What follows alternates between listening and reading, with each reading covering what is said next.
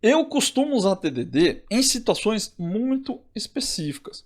Eu já testei algumas vezes. Estou até pensando em voltar a testar de novo para ver se eu me adapto melhor com a técnica.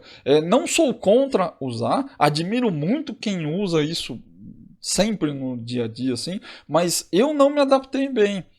Eu senti que eu fiquei um pouco mais devagar. Eu sou o tipo de pessoa que fica parado olhando para o código por uns 10 minutos, assim, pensando o que você pode fazer, que caminho que eu vou tomar, que decisão que eu tomo.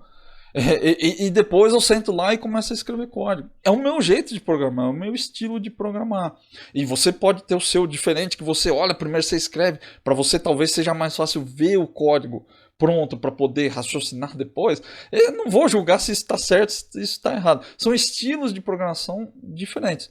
É só isso. O que importa, como eu disse, é a gente entregar código que funciona, código que atende a necessidade do cliente, que gera valor para o negócio. Se você consegue fazer do seu jeito, quem sou eu para dizer que você está errado? Mas quando eu faço TDD, eu sinto que eu fico muito mais tempo pensando nas coisas, tentando visualizar o que eu vou fazer. Então eu senti que eu fico muito mais devagar. O resultado não foi tão ruim. É só que eu achei que, para mim, pelo menos, não fez tanta diferença em termos de qualidade de software.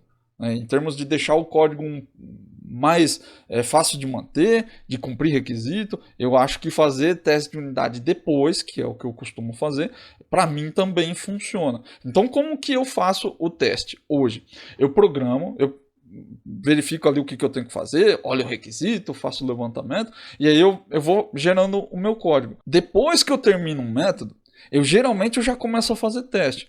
Às vezes acontece de eu ficar abduzido ali pela coisa do código, né? Não, pô, agora eu tô aqui numa linha de raciocínio, vou fazer aqui, chama aqui, daí eu altero aqui, altero lá. E às vezes eu acabo alterando vários métodos diferentes, criando classes diferentes sem fazer teste. Quando eu percebo que isso acontece, eu volto e começo a testar. Realmente para não me perder. Porque se você também você faz uma coisa que é muito grande, é uma atividade que é muito longa, que exige que você faça muito código. Se você se deixar levar e começar a fazer um montão de código direto, sem fazer teste de unidade, depois talvez você tenha mais retrabalho. E isso acontece comigo também, muitas vezes. Às vezes demora para eu perceber que eu estou fazendo coisa demais sem testar. Essas últimas semanas mesmo eu fiz isso.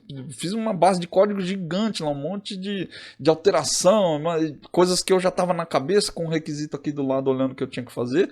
E eu me peguei fazendo teste manual. Então, quando eu digo que essas coisas acontecem com todo mundo, é todo mundo mesmo. Acontece comigo, eu tenho um canal que só fala disso e vira e mexe acontece. Então é comum, só que eu fico mais vigilante. Pelo menos eu sempre tento me ligar, eu tento deixar gatilhos aqui, post-its na tela, eu tento deixar avisos para eu lembrar que eu tenho que fazer teste. E aí eu paro, volto e faço os testes de unidade. Quando eu faço TDD, eu costumo fazer TDD quando tem uma coisa que eu não tenho muita ideia de como eu vou estruturar do ponto de vista da arquitetura.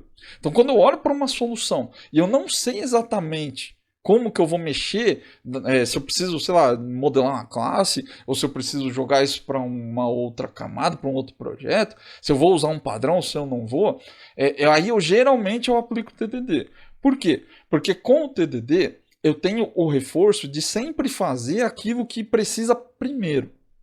Cumprir o requisito. Né? Eu tenho que, sei lá, fazer um cadastro num banco, fazer um cálculo e retornar, devolver isso aí para a chamada da API. Quando eu vou fazer com o TDD, eu estou sempre focado no retorno.